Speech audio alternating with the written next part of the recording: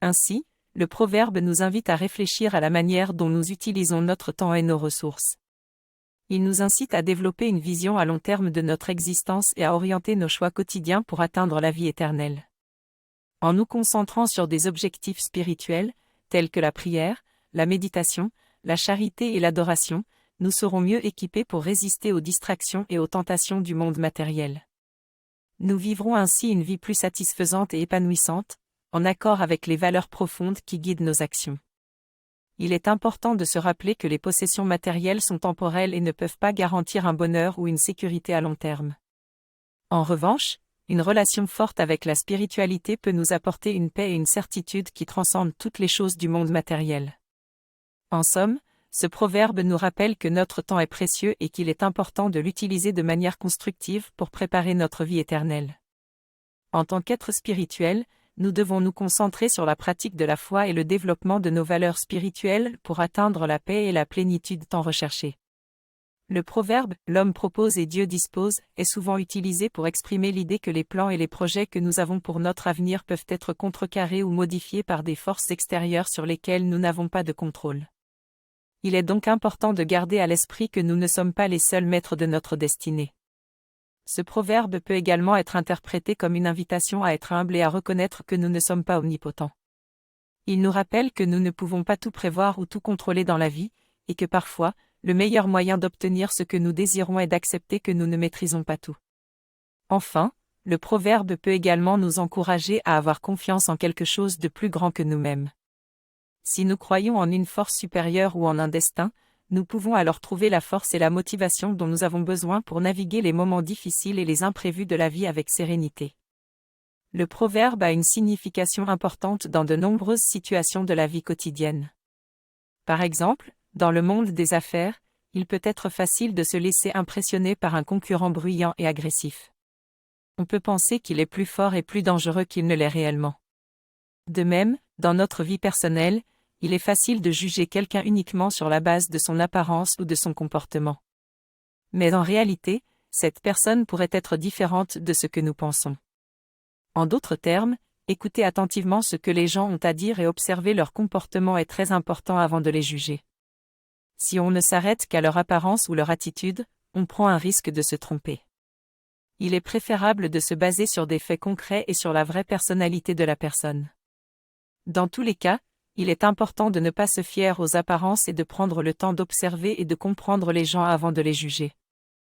En réalisant des bonnes actions, on peut souvent apporter une aide ou un soutien à autrui. Il est important d'agir de manière désintéressée et de ne pas chercher à obtenir une récompense ou un remerciement en retour. Lorsque l'on fait le bien, il faut le faire de tout son cœur, avec une motivation sincère qui vient de l'intérieur. Ainsi, on peut profiter de la satisfaction de savoir qu'on a contribué positivement à la vie de quelqu'un, sans chercher à s'approprier cette réussite. Il est également crucial de ne pas se vanter ou d'enjoliver ses actes de charité. Lorsqu'on cherche à s'en vanter ou à en retirer une reconnaissance, cela va à l'encontre de la véritable motivation de l'acte. Il est important de rester humble et discret afin de ne pas tirer de bénéfices personnels de l'action faite. En agissant ainsi, on devient un exemple pour les autres et cela peut inspirer les autres à en faire de même. Faisant le bien sans attendre de retour, nous semons des graines de bienveillance dans notre entourage et dans le monde. Les bonnes actions sont contagieuses, et nous pouvons ainsi contribuer à un monde meilleur, juste et plus humain. Fais le bien, puis oublie-le, est un excellent conseil pour cultiver la bienveillance et le respect, envers soi et les autres, sans en attendre de bénéfices personnels. Ce genre de proverbe est souvent utilisé pour mettre en avant la difficulté de la vie et la dure réalité de la condition humaine. Il peut également souligner la différence entre les classes sociales et le fossé qui existe entre les riches et les pauvres. Dans ce proverbe en particulier, la comparaison avec le mulet souligne le fait que l'homme est considéré comme un animal de travail, destiné à travailler sans relâche pour pouvoir survivre. Le choix du mot « brouter » évoque une image peu flatteuse, comparant l'homme à un animal qui se nourrit de l'herbe des champs. Malgré cela, ce proverbe peut aussi être vu comme une motivation pour les hommes à travailler dur pour leur avenir. En effet, il souligne l'idée que le travail est indispensable pour pouvoir vivre, mais également qu'il est possible de changer sa condition à force de persévérance et d'effort.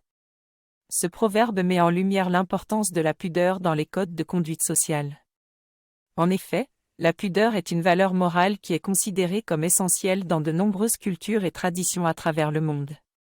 Elle renvoie à la retenue dans les comportements, les paroles et les gestes, ainsi qu'à la protection de la dignité et de l'intimité de soi-même et des autres. En outre, le proverbe souligne également l'importance de respecter les normes sociales et culturelles en vigueur dans une communauté donnée. En effet, dans certaines cultures, des actes considérés comme normaux dans d'autres endroits peuvent être jugés indécents ou inappropriés. C'est pourquoi il est crucial de prendre en compte les codes de conduite locaux lorsque l'on voyage ou que l'on évolue dans des milieux différents de celui dans lequel on a été élevé. En résumé, le proverbe « Il a lavé son visage avec une cordelette végétale » nous invite à faire preuve de retenue et de respect des normes socio-culturelles pour préserver notre dignité et notre intégrité, ainsi que celle des autres. Cela peut également renvoyer à l'idée que les gens qui sont prêts à donner des conseils à autrui sans avoir eux-mêmes testé les conséquences de ces conseils, sont irresponsables. Cette citation nous encourage donc à être vigilants et responsables dans nos actions et à être prêts à prendre nos propres décisions plutôt que de suivre aveuglément les conseils des autres. Dans un monde où il est souvent plus facile de suivre la foule plutôt que de prendre une décision éclairée, cette citation nous invite à réfléchir à nos choix et à être conscients des conséquences de nos actions. Elle nous rappelle qu'il est important de ne pas être influencé par les personnes qui ne montrent pas une réelle préoccupation pour notre bien-être personnel. En fin de compte, prendre des décisions responsables et réfléchies nécessite du courage, de la patience et une certaine dose d'autodiscipline. En appliquant cette citation à notre propre vie, nous pouvons éviter d'être entraînés dans des situations problématiques et d'être influencés par de mauvais conseils. En effet, ce proverbe invite à la prudence et à la réflexion avant de refuser une opportunité. Il nous rappelle qu'il est important de garder une certaine ouverture d'esprit et de ne pas se fermer à une possibilité qui pourrait finalement s'avérer utile. En somme, le proverbe « Il ne faut pas dire fontaine, je ne boirai pas de ton eau » nous invite à faire preuve de modération dans nos décisions, à réfléchir avec attention avant de prendre une position trop tranchée et à ne pas refuser une opportunité sans en mesurer toutes les conséquences. Ce proverbe nous enseigne également le concept de la temporalité. Tout ce qui existe est soumis au passage du temps. Les jours et les années s'écoulent rapidement, et ce que nous avons aujourd'hui pourrait ne plus être là demain. Cela peut inclure nos possessions matérielles, mais aussi les relations que nous entretenons avec les autres. Il est donc important de valoriser chaque instant présent et de ne pas se reposer sur nos lauriers. Le tombeau mentionné dans le proverbe fait référence à la mort, qui est inévitable pour tous les êtres vivants. La mort est souvent considérée comme une fin en soi, mais le proverbe nous rappelle que notre vie sur terre ne se limite pas à celle-ci. Nous avons tous une destinée spirituelle qui se poursuit au-delà de notre mort physique, et il est important de considérer comment nous préparons notre âme pour cette prochaine étape de notre existence.